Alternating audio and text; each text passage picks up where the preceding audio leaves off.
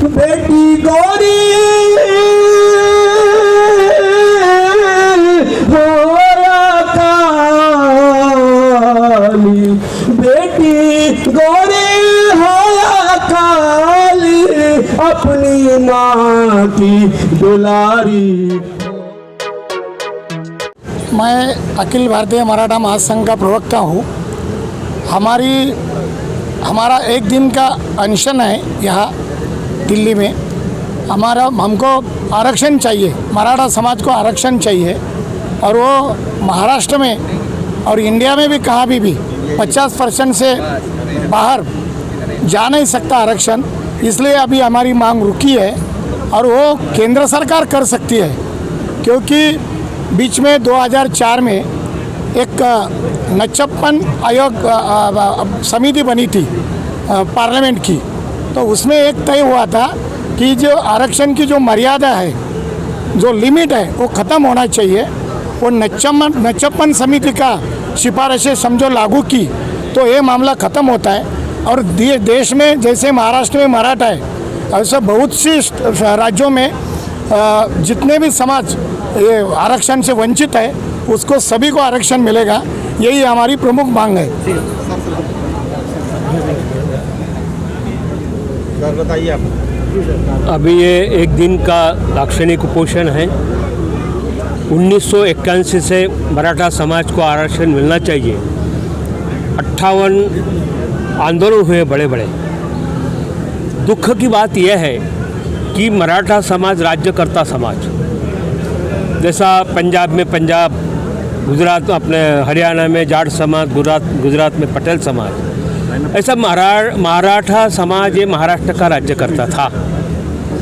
एक एक गांव में एक एक कुटुंब के पास 1000-1000, 500-500, 1,500 जमींदार थे। केंद्र सरकार ने सीलिंग कायदा लाया और मराठा जो संस्थानिक जो थे गांव के, वो नष्ट हो गए। उनके घर को दारिद्र्य रेशे का कार्ड आ गया। ये गरीब जो मराठा समाज है उनको आरक्षण मिलना चाहिए। नियम ऐसा है कि 50 के ऊपर आरक्षण नहीं दे सकते, लेकिन उसमें दुरुस्ती करके मराठा समाज को आरक्षण देना चाहिए।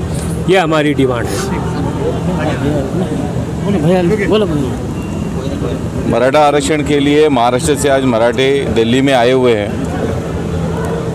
ये इसलिए हुआ है कि 2 बार महाराष्ट्र की दोनों सरकारों ने, पहले कांग्रेस राष्ट्रवादी की सरकार थी, बाद में शिवसेना बीजेपी की सरकार थी, दोनों सरकार ने दिया हुआ आरक्षण 6 महीना या 1 साल के ऊपर वहाँ पे रुका नहीं। कोर्ट में जाके, एक तो हाई कोर्ट में गिर गया, दूसरा सुप्रीम कोर्ट में आके उसके ऊपर रोक आ गई। और ये आरक्षण की मांग जिस तरह से मराठा समाज की 1981 साल से चल रही है कि तब से हम लोग यही बात कर रहे थे कि मराठा समाज को आरक्षण ये उनके आर्थिक स्तर पे दे दो। हम लोग ने कहीं भी राजकीय आरक्षण नहीं मांगा है। हम लोग ने ये कहा है कि राजकीय, हम लोग बहुत ताकतवर है महाराष्ट्र में।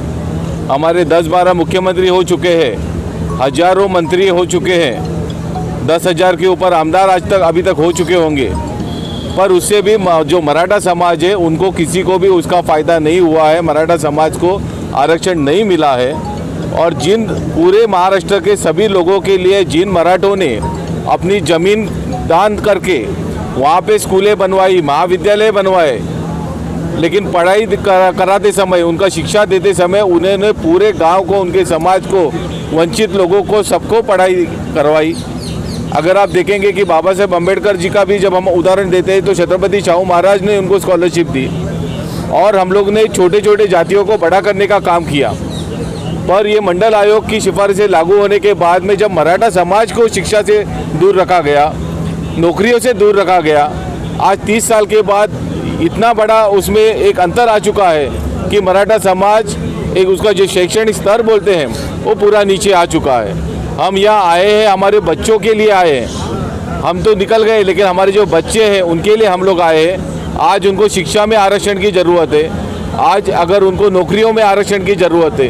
पर अगर ये जब हम लोग कहते हैं कि 2030 में अगर भारत सबसे युवा देश करके पूरे विश्व में एक प्रचलित होगा, पर वो युवा क्या अनपढ़ होगा, क्या गंवार होगा, और ये जो शिक्षा का जो क्षेत्र है उसमें कोई भी प्रकार के आरक्षण नहीं होती है, तो उससे मराठा समाज का बड़ा फायदा होगा। मराठा समाज इतने दिनों से वंचित कैसे रहा, क्या कारण रहा, किन वजहों से मराठा आरक्षण नहीं लागू किया गया, इस पे बोलिए। क्या बोलेंगे इसको? सर आज आप आए हैं जंतर मंतर पे, बोलिए। मराठा समाज वंचित रहने का ये वजह है हमारे नेता, हमारे समाज के नेता। मंडल अहवाल जब आया तो वीपी सिंह साहब थे, तो हमारे मराठा महासंघ का एक शिष्टमंडल उनको मिलने आया। उन्होंने कहा कि महाराष्ट्र विधानसभा में एक ठराव पारित करके लाओ, हम आपका समावेश मंडल अहवाल में कर सकते हैं। लेकिन उस समय वहाँ के हमारे मुख्यमंत्री थे शरद पवार जी, उन्होंने उसके ऊपर ध्यान नहीं दिया, इसलिए आज तक हम इस सुविधा से वंचित रहे।